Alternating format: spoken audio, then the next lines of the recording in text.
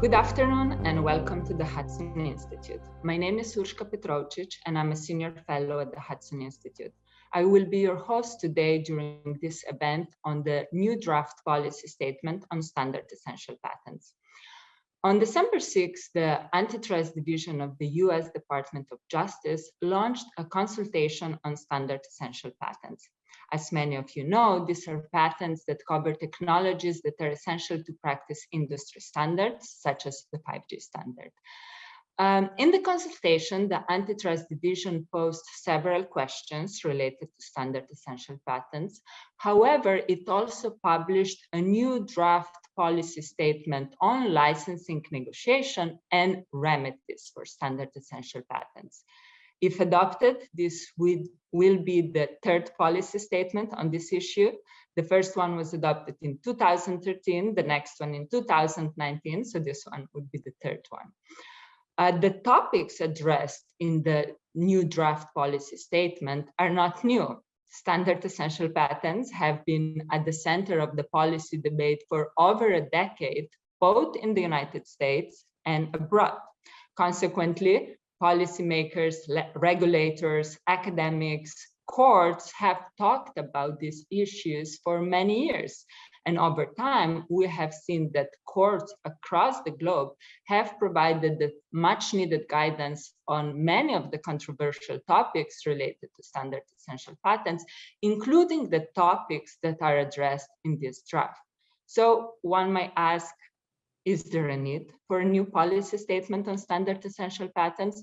What does this statement add to the clarification provided by the court?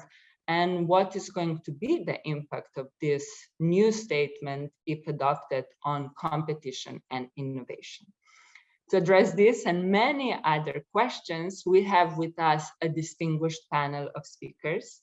We have with us Andrei Iancu, former director of the US Patent and Trademark Office and currently partner at IRL and Manila. We have it with us David Kappos, also former director of the US Patent and Trademark Office and partner at Cravat, Swaine and Moore. And we have with us also Maureen Ohlhausen, former commissioner and acting chair at the Federal Trade Commission and currently partner and senior chair at Baker Booth. Welcome everyone, and thank you for being here with us. So let me start with Director Kappos. You were involved in the preparation of the first policy statement on standard essential patents, the one that was published in 2013. So what is your view on the Antitrust Division's decision to issue a new statement on this topic? Yeah, well, good afternoon, Urška, and thank you to you and to the Hudson Institute for convening this panel and bringing more light to an extremely important subject. Happy to be here and participating. Turning to your question, my direct answer is I frankly don't get it. Having been a key author of the first policy statement from 2013, I then witnessed its interpretation and evolution over a period of about 6 years, and felt that it totally made sense for it to be revisited 6 years or so later, when there was data, when there was evidence, when it was clear that our original policy statement was being misinterpreted and misapplied in the US and overseas. I thought it made perfect sense on a fact, data, and timing basis for the folks then in office to revisit and update the statement, and that's exactly what they did. The situation now is totally the opposite. Not much time has passed, number one. There are no new facts or data that I'm aware of, number two. There's nothing that's gone wrong. There's no misapplication or misinterpretation or misapprehension that I'm aware of. So there seems to me to be no reason at all to do this. That is, I mean, I'm sure the people who are pushing it have some reason, ideology, just wanting to reverse everything the previous folks did for political reasons. I don't know, you tell me, or maybe someone else can explain what their reasoning is, but there's any logical, principled reasoning that I know of. And the last thing I'll say that makes me concerned about this and why I'm so confused is that it is actually a deharmonizing move vis-a-vis our strategically aligned European partners overseas. What I mean by that is the Europeans had, even before the 2019 statement, landed on an appropriate balanced approach toward managing the standards antitrust interface, the SEP antitrust interface, that had a very clear role for injunctive relief. The 2019 move by the US aligned us with our European strategic partners in a direction that enables us to then have call it a transatlantic aligned approach. And so now we're disaligning against our strategic partners, and that to me doesn't make sense. There's more to be said, but I'll stop there. Thank you. Commissioner Ohlhausen, the FTC was not part of this policy statement, but it did focus on issues related to standard essential patents, including at the time when you were at the FTC.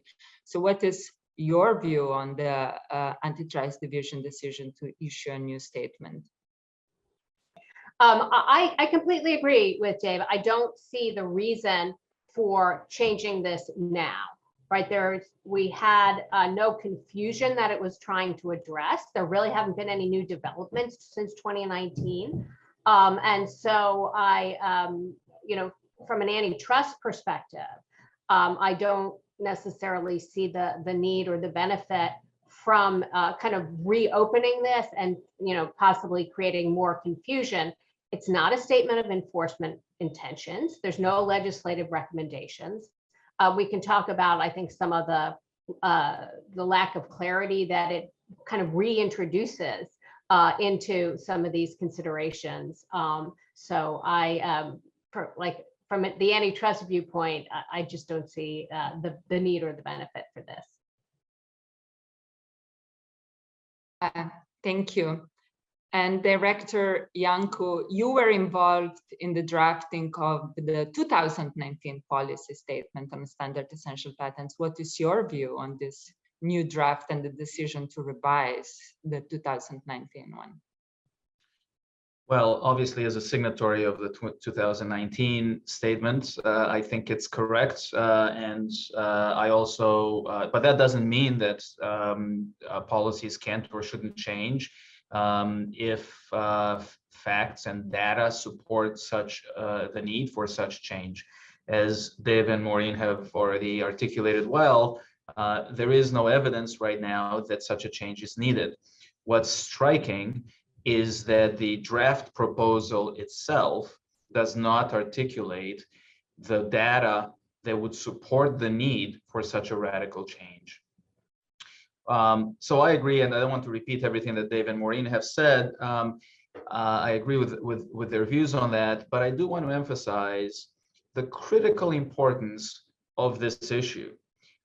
It might seem like policy surrounding standard essential patents is esoteric and complex, and it affects like a real niche area of geeky patent policy and antitrust policy. But the fact of the matter is, if we step out from the minutia and look at it from a 30,000-foot level, this issue has huge importance for the U.S. economy, for American innovation, and our international competitiveness. It has huge consequences for geostrategical implications, because most of the technologies of the next industrial revolution, and we are at the beginning phases of that, right, with 5 and 6G, artificial intelligence,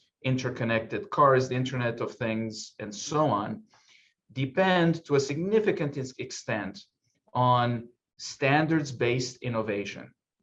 And the country that has more and better standards-based innovation will have the technological lead for the next century, probably at least. And it's critically important that we get our policies right here in the United States so that our companies, which operate in a free market system, are incentivized to invest the resources necessary and invent the technologies that will become part of these standards into the future. So we really have to get it right, and making drastic changes every other year or whatever the frequency is without the data supporting the need for those changes can have very damaging consequences for these critically important issues. So I think I'm hoping that policymakers are not so focused on the minutia and they can step back a little bit and see the broader based implications of this. Thank you. And actually, this brings me to what is already my first question, exactly these broader pictures, because this policy statement comes at the time when the United States is in a geopolitical race, as you mentioned, for leadership in these key emerging technologies. And this administration has recognized the importance of this race and the importance of technological leadership. So do you think this policy statement will help US companies to compete for this technological leadership, or my sense is that you think that it won't help? No, I think unfortunately it goes in exactly the opposite direction, and let me explain. I will take for granted, just for the sake of argument, that the intentions behind the new statement are in fact to spur competition, to create more competition in standard-based technologies. And that is the stated goal. However, the articulated policy of the statement goes in exactly the opposite direction. Why is that? Well, the United States, unlike China, is a free market system. We do not have a centralized economy. We do not have a dictatorship that can tell industry where to invest, how much to invest, and what technologies to pursue. Here, we are a free market economy. Companies invest wherever they think it's most advantageous to maximize profits and to improve their well-being overall.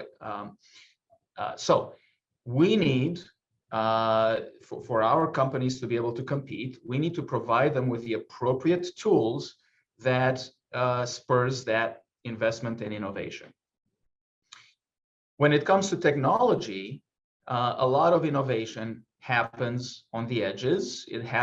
Disruptive innovation happens in small and medium enterprises that require a lot of venture capital and significant investment. That is usually, by definition, very risky, especially in technologies that are brand new, that might have a very long-term horizon, such as quantum computing, for example, and many others.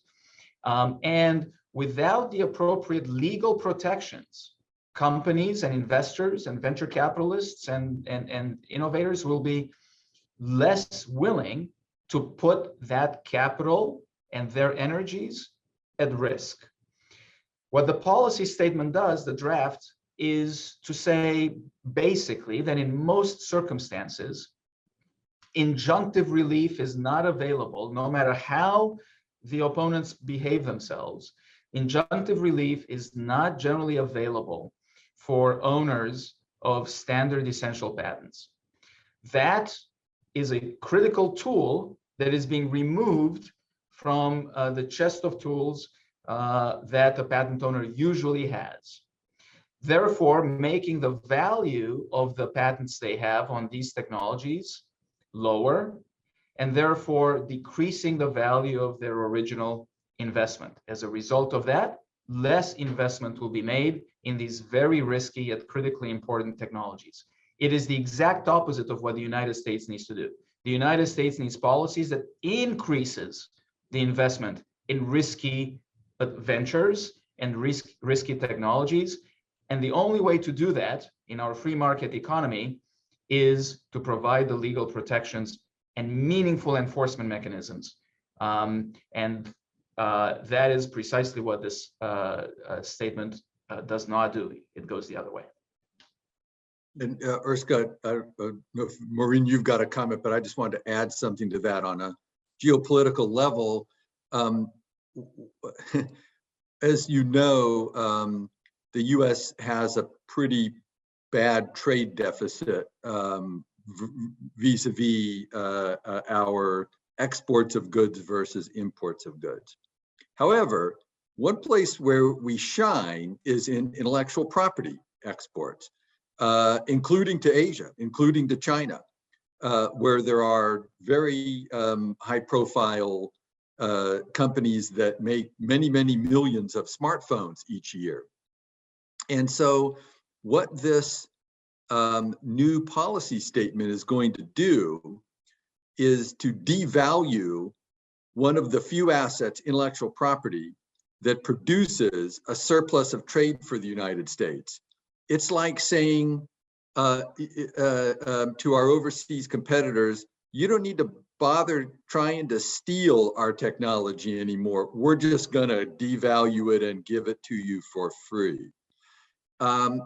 Again, it makes absolutely no sense in a geopolitical race that we're in, including the technology race that Andrei's referring to, as well as the valuation of technology race that manifests itself in royalties that get paid by companies overseas that get access to technology created by US companies, like the technology that goes into smartphones, among others. In my mind, it makes zero sense to say we're going to spontaneously, gratuitously devalue our own technology output so that others overseas who are already insanely successful in leveraging our technology can get it for free. That just makes no sense to me. And let me just add, particularly something that Andrei touched on that I think is a problem in the statement, is it focuses really on static considerations rather than dynamic considerations. So it seems to adopt the view that as long as you get paid eventually, no matter how long it takes and how difficult it is, that is sufficient, right? And then an injunction should not be available. I mean, that doesn't make sense. We all understand there's a time value of money, but also the dynamic effect of the willingness to continue to invest in these kinds of risky, uncertain, innovative technologies. It just kind of presumes that will keep going. I also think it looks somewhat at the wrong, kind of idea that, well, what would happen. It's not really looking at the but-for world if you didn't have this kind of standard setting or the IP being put into the standard. It misses the point that if the IP would have already had market power because it was the best way or maybe the only way to solve the problem, the standardization doesn't give it additional market power. It kind of misses the incentives for companies to engage in the standard setting process overall, and in particular, what might happen, right, if we continue to tilt the field this way, which is to have large vertically integrated companies, right, who can kind of just innovate and then produce, manufacture themselves and step away from the standard setting process. There's been a lot of discussion about, well, what about small and medium-sized enterprises? I think that works against their interests, right? If the standard setting process is undermined through continuing to kind of not understand the incentives on both sides of the table. I mean, the statement kind of says, well, like, yes, you can get an injunction if somebody is basically in contempt of court. So I just don't think it recognizes the appropriate balance, and that has an impact, right? Things will not necessarily continue on as they have been if we don't sort of make sure that it's more balanced. Yeah, just Maureen, I totally hear you, and it feels like we're going to encourage for those large vertically integrated entrants that can continue to invest we're going to encourage a return to the days of the walled garden or the winner take all. Companies who are investing in technology, reserving it out of the standards in order to preserve what other leverage they have, which means we're returning to the old days of, you know, whoever wins the market wins it vis-a-vis all other competitors, and you wind up with one operating system and one chip and one platform, which seems again to be going in the wrong direction. Can I add something quickly here? And you may get to it, Urška, in the future question, I don't know, but since we're on it right now,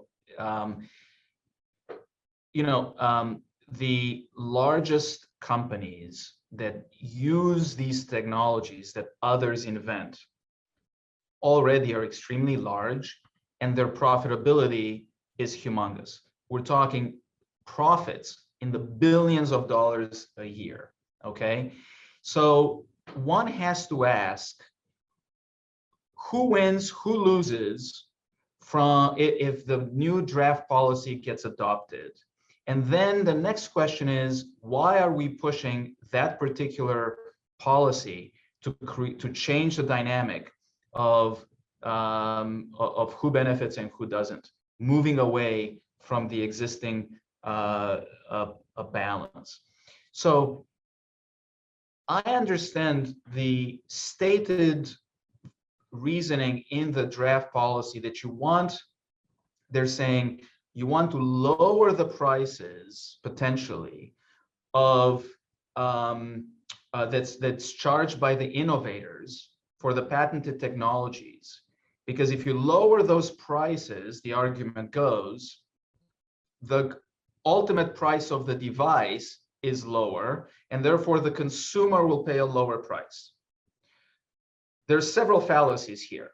Number one, Maureen already articulated, and she's the antitrust expert on this panel here, but that goes to the static situation right now. If you're lowering the price that the innovator gets compensated, perhaps the overall price of the device goes down right now, but then the innovator has less resources to innovate the next technology. And frankly, other people from the outside sees the situation, therefore they will invest less anyway. So in a dynamic sense, you are reducing competition, ultimately harming the consumer in the long run. That's number one. Number two, the real politic here, though, is that most likely the lowering of the compensation to the innovator does not get translated to the consumer. And I'd like to hear Maureen's point of view on that. Because I think from a real situation, the big corporations, the implementers of these technologies, will simply increase their profit margins. They already are making billions of dollars a company a year in these technological sectors. So the question is, how many additional billions do they need? Why are we detracting from the innovators in order to make the large companies even larger and more profitable?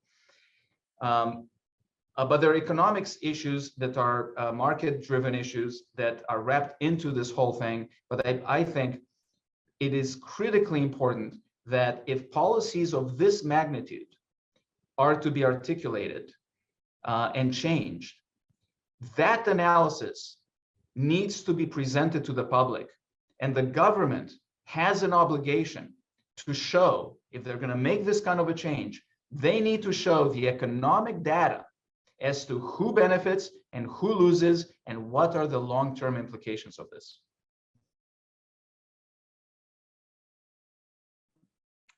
Thank you. I think that was we have Andrei, I certainly. Oh. No, please go ahead. Oh no, I was just gonna say I certainly agree with the idea that, look, for those large implementers, this is an input cost, and they are doing what they can to drive down that input cost without necessarily paying much attention to what it means for standard setting or innovation down the road. So I do think that the the interests are very different on either side of the table. Thank you. So I think we have touched a little bit on this topic, but the agency did, among its question, refers to small and medium-sized enterprises. And we have heard from speeches and so on that the renewed attention for standard essential patents is driven not so much by the concern by the large companies, by the small and medium-sized enterprises. So what do you think, perhaps Director Kappos, but really anyone else is welcome to comment on this. What do you think that this draft policy statement does for small inventors? Does it help them or does it not help them? What do you think will be the impact of this policy statement? Yeah, Urška, it's a great question. It certainly hurts the smaller entrants for the reasons that have already been mentioned. To put it perhaps just a little bit differently, if you're a small entrant, you by definition don't have access to infinite amounts of capital to support ongoing litigation like huge, super profitable companies do. And so you depend on other kinds of leverage. And historically, the leverage has come from the patent right and the backdrop of having access to injunctive relief. If any entrant implementer, particularly a larger one that's well-resourced, elects not to take advantage of the right to get a fair, reasonable, and non-discriminatory license. And so if you're the small innovator, now under this new policy, if it goes into effect, you've got virtually no ability to seek injunctive relief. Of course, the large implementer knows that. That in turn further incents the large implementer, as has been put in the public domain in at least one case by the general counsel of a very large implementer, who said it would be tantamount to malpractice for us to take a license under an SEP innovator's patent without forcing them to sue us. And so everybody knows then that with no practical opportunity for injunctive relief, the best path for the large implementers who can afford litigation is to view litigation as in effect a payment for the right to take a chance at invalidating the patent, take a chance at otherwise devaluing the patent, where in the end, they're not going to have to pay any more than they would have paid from taking a license in the first place. So in effect, you're taking out an option and their litigation cost is paying for the option. The small entrant has none of those advantages on its side. Its technology is being used for free by the large entrant during the period of the litigation. Its best hope after years of litigation, loss of the time value of money, and no ability to seek an injunction, is to recover the royalty that it would have gotten in the first place had the big implementer taken the license in the first place, and no more. And so the new policy is like a lose, lose, lose, lose, lose for the small entrant. It loses in every single direction, adding that I can conceive of no value for the small entrant. Urška, one thing that I'm concerned about is that this idea of focusing on the small and medium enterprise is going to be a jumping off point for the FTC to try to use its unfair methods of competition authority, right? Rather than its, previous forays using Section 2 of the Sherman Act, that this is going to be some way to get kind of another bite at the apple for some of the theories they were trying to put forth. In that, we've had the FTC last summer when there was a Democratic majority rescinded the unfair methods of competition policy statement that had limited their interpretation, and now seem to want to use coercive and exploitative and those kinds of concepts that could be imported into saying, well, it's Commissioner Slaughter gave a speech talking about, well, the big players can take care of themselves. We're worried about the small and medium players. And she didn't mention, for example, the Ninth Circuit decision in the Qualcomm case. So I think that's something we really need to be alert for, is this focus on SMEs really kind of the first step in going down the path of using unfair methods of competition to try to regain some of the positions that some previous administrations wanted to achieve and weren't able to. Thank you. Well, another important question is, sure, this draft might have a lot of unintended consequences, but the stated goal of this draft is to encourage parties to negotiate in good faith. And this is certainly a desirable goal. Everyone wins if both parties negotiate in good faith. So we have talked about this draft basically taking the injunction away, right? So do you think this draft will be able to encourage parties to negotiate in good faith, will be able to achieve the goal that it aims to achieve? I think that the parties negotiate in good faith when there's more certainty, right, about what the outcomes could be. I think that this statement kind of reintroduces uncertainty in an area that was getting more certainty. So it seems that it's decreasing predictability, kind of suggesting courts need to be steered in somewhat of a different direction. So I think it actually pulls away from negotiations, because I think there's a greater range where parties might be kind of willing to roll the dice a little bit more or push a little bit more with the idea that, well, maybe we can spin this out longer or get a different outcome because maybe there's less certainty on the ability to get an injunction at the end of the day. Thank you. Yeah. Yeah, I totally agree. I mean, the problem is, the goal again is correct. You want appropriate balance to encourage the parties to negotiate in good faith.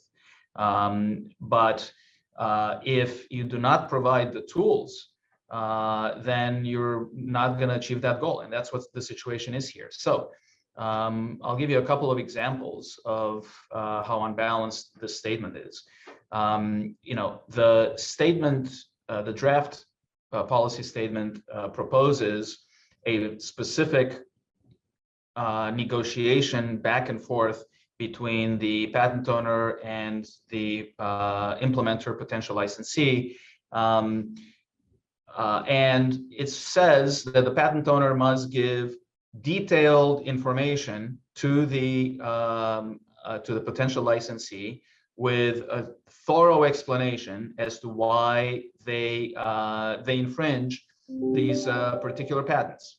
By the way, as an aside, that alone, if followed, could give rise to DJ jurisdiction, in which case, as soon as the patent owner gives that disclosure, potentially the implementer can file a declaratory judgment suit. But put that aside, then you would think that the statement says that the implementer needs to respond in equally great detail as to why they don't agree or why the patent's invalid or whatever position it might be. The statement doesn't say that, though. The statement, all it says is that the implementer needs to respond with its concerns, without specifying exactly what it is. And then there's no specificity as to timing. This can go on back and forth for years, and there is no requirement that there's for the responses to be timely. Further, on what constitutes bad faith. Maureen alluded to this at the very beginning of the program. The statement says, okay, if a party acts in bad faith, then we're going to hold effectively against them. When does the implementer act in bad faith? The statement cannot really find any examples except for one.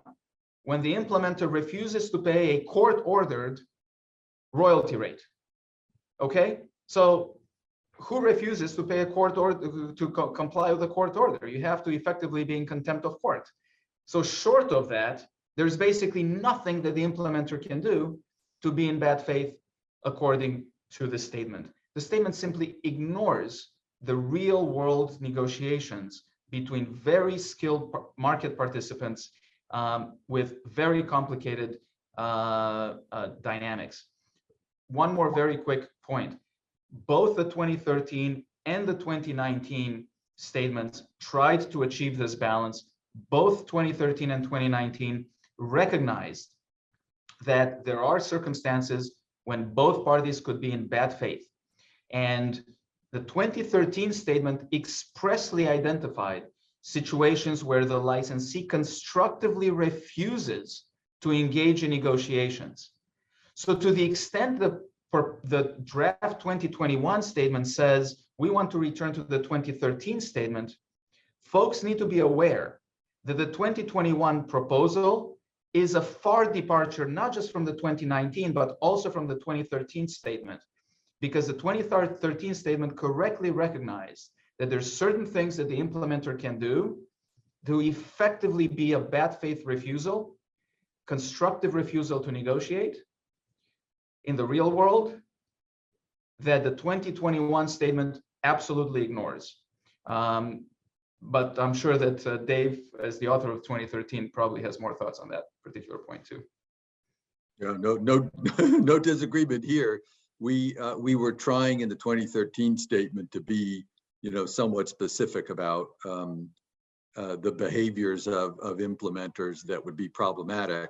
I would just, Urška, scope up again on this one and go back to the big picture. Look, it's simple. In licensing negotiations, if there's no downside to delaying, every licensee that's got resources to litigate is going to be highly incented to delay. So the new policy, if it's put into effect, is absolutely not going to promote good faith negotiations and prompt agreements on licensing.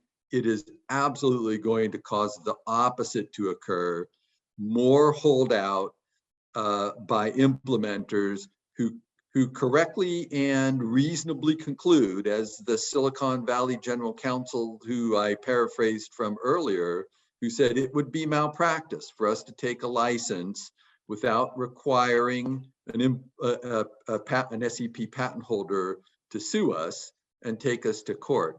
And I guarantee you, you're going to see more and more and more, particularly big, well-resourced companies conclude that's exactly the right tack for them. You're going to see fewer consensual agreements and more disputes. Yeah, that's not a very good prospect. But I have another question. We have talked about, this broader effect of all these policies, and we know that in the past similar policy statements had effect not only in the United States but also abroad. And what do you think is the likely effect that this policy statement will have in foreign jurisdictions? Do you think that it will trigger reactions by foreign governments, including antitrust agencies? I'm not sure who wants to go first. Maybe Commissioner Ohlhausen? Sure. So look, I think in Europe, I think they've come to, they've kind of worked their way through this process. So I see less likelihood of a change there. But, as the other panelists have very, eloquently explained, you know, our interactions with China. You know, our IP is, you know, very valuable product that we produce. That they're, you know, they are really striving to be, you know, a leader in the communications, telecommunications, AI, you know, all the kind of new, like, you know, we had the smartphone wars and you know, but I think there's more wars ahead in different technologies, right? And so I think we're going to continue to see this. And you know, I mentioned Europe, but look, there's still, I think, a lot of you know, involving connected cars, you know, and kind of the list goes on and on. So I think that particularly, you know, for China, for India, this could have an impact. It could have some also smaller impact in Europe in certain areas, but I think it kind of you know, just adds, you know, fuel to the fire of some of these challenges that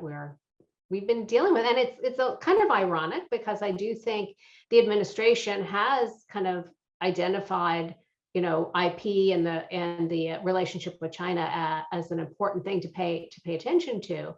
And I'm not sure this approach is consistent with that wider goal that they've sketched out. Thank you. Yeah, I guess, Urška, the one thing that hasn't been said about this particular topic yet is the global nature and the global dependency of SEP negotiations. And again, I take the smartphone industry as an example.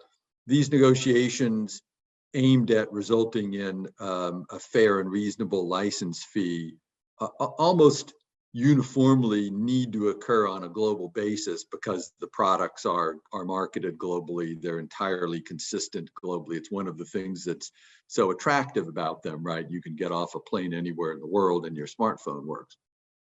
And so if you have the US, which has traditionally been the bellwether of establishing fair and reasonable licensing rates that appropriately compensate innovators, then contributing to a race to the bottom, you really do have a race to the bottom. It's impossible for us to expect that a devaluing move to standard essential patents that we make in the US, which is exactly what this new policy is, right? We need to be candid about that. It's a devaluing move to standard essential patents. It's not at all realistic for us to think that's going to somehow work in isolation. And things are going to go on the same way they have in the rest of the world. It doesn't work that way. Licensing rates are going to go down. That's the intention of the new policy. It'll happen, and it'll happen on a global basis.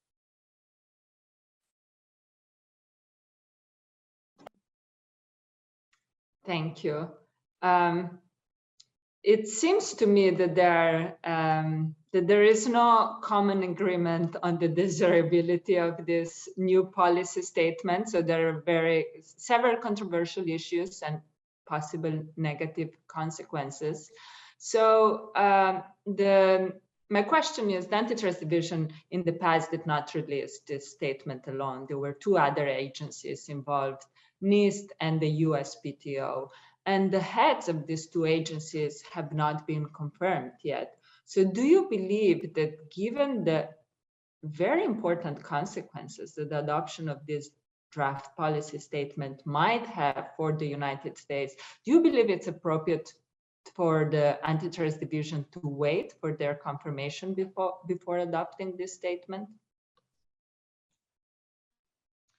Yeah, let me start.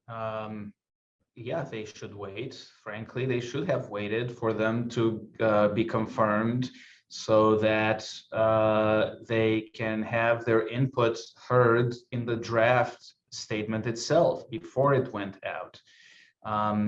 You know, the draft statement actually does have all three logos on the paper, the DOJ, PTO, and NIST, and yet only the DOJ head has been confirmed that is in the seat.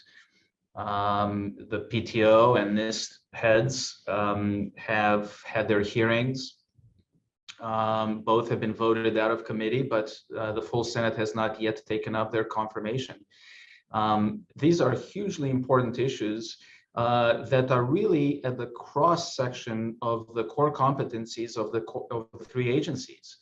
You know, it's standard essential patents. It involves antitrust issues, therefore the DOJ Antitrust Division. It involves patents, therefore the US Patent Office. And it involves standards, and therefore the National Institute of Standards and Technology. You need to hear from the full input of those agencies, and without a confirmed appointee, it is difficult to imagine that those agencies were able to give their full input, and that their full input was considered before the draft was issued. Frankly, you know, what this does is it ties the hands of the other two appointees. And we have some, and we have appointees here that have, I'm sure, a lot to say. The appointee to the PTO has a long history of practice in the IP arena, lots of patent litigation experience. She knows a lot about these issues. I'm sure that she would have important views to be shared here. The NIST appointee is likewise has a long-standing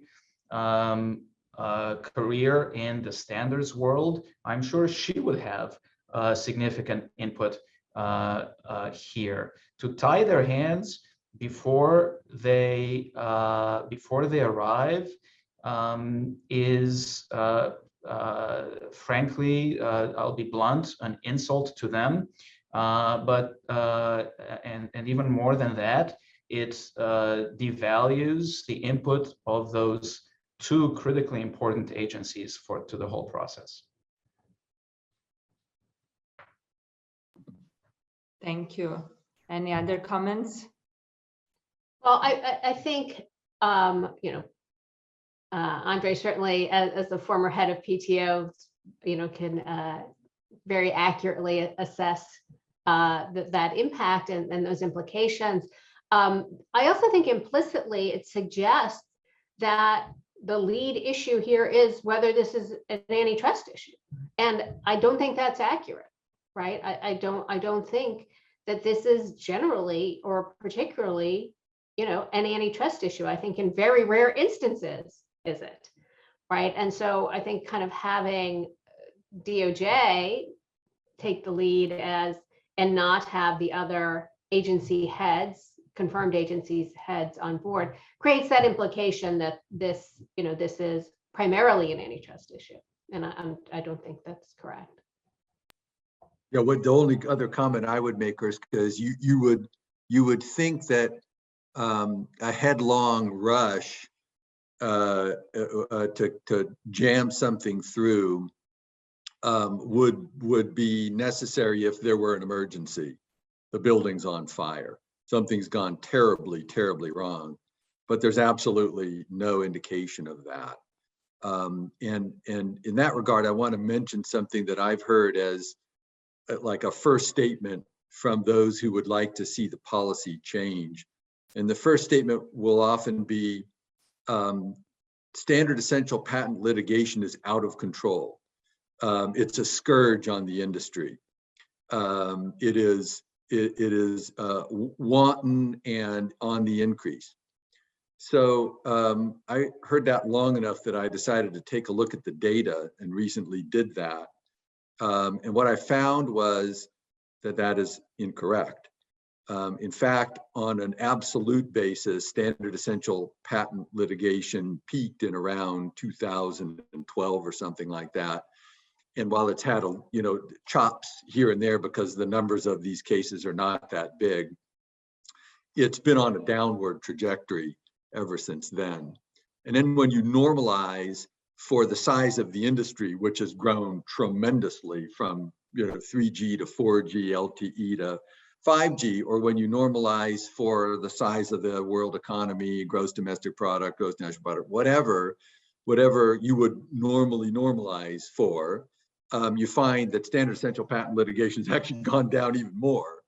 And then when you look under the hood, if you will, at which companies are driving the small amount of SEP litigation that there is, you find that in the initial period when there was the so-called smartphone patent wars, I think Maureen used that term before, there was exactly one company that was driving 70% of that litigation. One company driving 70% of that litigation. And even more recently, as the numbers have gone down, that same company is driving 50% of the litigation. So when you actually look at that, starting point allegation, the building's on fire, we've got to do something immediately, we can't wait for the confirmed heads of these other two agencies, you find out there is not only zero basis in fact for it, but actually the numbers are going in the opposite direction. The total SEP litigation is going down by any measure. Wow, these are fascinating data. Well, I'm afraid that with this, we have come to the end of our event. It was a very, very interesting discussion. I think we have covered a lot of very important topics. I would like to remind our viewers that the period for public comments on the new draft policy statement is still open. I believe the deadline is February 4th. So if you have comments, I encourage you to submit your comments. I would also like to thank our panelists for this very interesting discussion. I have really enjoyed it. And I hope that I will have the opportunity to host you again soon. Thank you all for joining us. Thank you, Urška, and thanks to the Hudson Institute for having us.